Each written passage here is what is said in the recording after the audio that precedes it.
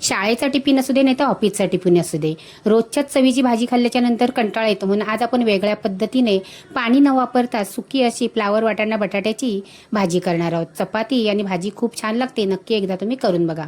चला तर मग वेळ न घालता व्हिडिओला सुरुवात करूया. आजची जर तुम्हाला ही स्पेशल भाजी आवडली तर नक्की लाईक करा, कमेंट करा आणि चॅनलवर पहिल्यांदा आला असेल तर सबस्क्राईब करा.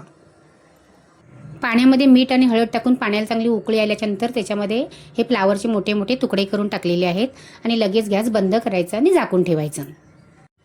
फ्लावरमधले किडी आणि वरची घाण निघून जाण्यासाठी याला आपल्याला गरम पाण्यातून काढून घ्यायचे. हे साफ करून घेतलेला फ्लावर आहे, 2 वाट्या हिरवे वाटाणे आहेत आणि 2 मोठे बटाटे सोलून साफ करून घेतलेले आहेत. कढई गरम झाली की 1 चमचा तेल घालायचं.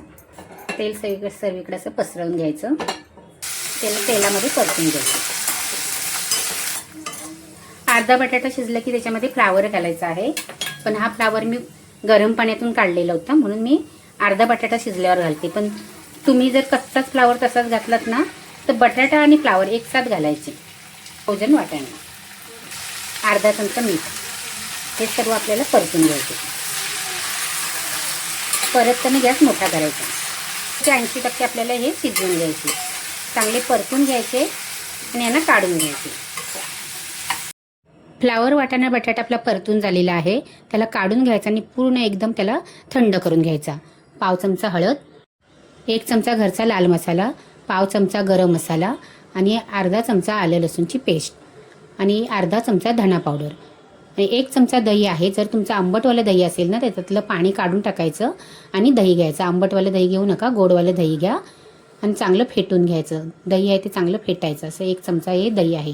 हे सर्व मिश्रण आहे ते आपल्याला चांगलं एकजीव असं करून घ्यायचं आहे आणि इतर तयारी करायची आहे. तोपर्यंत ह्याला 5 मिनिटं झाकून ठेवायचं. त्याच कढईमध्ये आपण आता भाजी घालणार आहोत. मोठा 1 चमचा तेल घालायचं आणि 4 ते 5 पिंच हिंग घालायचं आहे. तुम्ही पाहिजे ते तर जिरं मोहरी घालू शकता. 5 ते 6 कढीपत्त्याची पानं घालायची. मी ते जिरं मोहरीचा वापर केलेला नाही. सर्वच भाजीला जिरं मोहरीचा वापर मी करत नाही.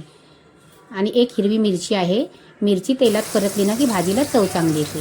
2 मोठे कांदे आणि 1 टोमॅटो चॉपरमध्ये मी याला एकदम बारीक असं करून घेतलेला आहे आणि कांदा आपल्याला परतून घ्यायचा आहे. मध्यम आचेवरती कांदा चांगला नरम पडेपर्यंत परतून घ्यायचा आणि अर्धा चमचा आलं लसूणची पेस्ट घालायची आहे. लसूणचा उग्र सुवास जाईपर्यंत याला परतून घ्यायचं. कांद्याला लागेल ना एवढेच आपण मसाले घालणार आहोत. छोटा पाव चमचा हळद, 1 चमचा घरचा लाल मसाला, अर्धा चमचा धना पावडर, पाव चमचा गरम मसाला आणि 2 चमचे कोल्हापुरी मसाला आहे तिखटवाला. जर तुम्हाला तिखट भाजी पाहिजे असेल तर 2 चमचे घालायचं, नाही तर मग 1 चमचा घातला तरी चालेल. खूप सारी कोथिंबीर घालायची आणि याला आपल्याला परतून घ्यायचं आहे.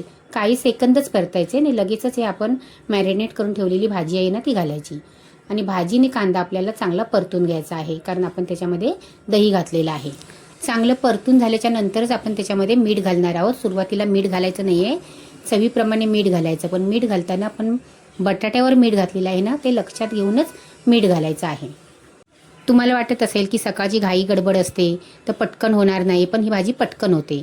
झाकण ठेवायचं, ते झाकणावरती पाणी ठेवायचं आणि गॅस बारीक करून अधूनमधून मिक्स करत भाजी आपल्याला शिजवून घ्यायची आहे. आपल्या चपात्या करून होईपर्यंत ही भाजी आहे ना ती तयार होते. कधीतरी आपण वेळ काढून अशी भाजी केली पाहिजे. बघू शकता. तुम्हाला जर पातळ पाहिजे असेल ना तर 1-2 चमचे तुम्ही गरम पाणी घातलेत ना तरी पण चालेल. पण आमच्याकडे सुकीच भाजी लागते टिफिनला म्हणून मी इथे सुकी भाजी केलेली आहे. खूप चवीला छान लागते. नक्की एकदा तुम्ही करून बघा. एकदा केलीत ना तर नेहमी तुम्ही अशीच भाजी कराल. तुम्ही जसं चपातीला पीठ मळताना त्याच पद्धतीने मऊसूत असं पीठ मळून घ्यायचं आहे आणि गव्हाचं पीठ लावून पोळी आहे ना ती लाटून घ्यायची. काही जण याला चपाती बोलतात तर काही जण याला पोळी बोलतात. तुम्ही काय बोलताना ते कमेंट करून सांगा.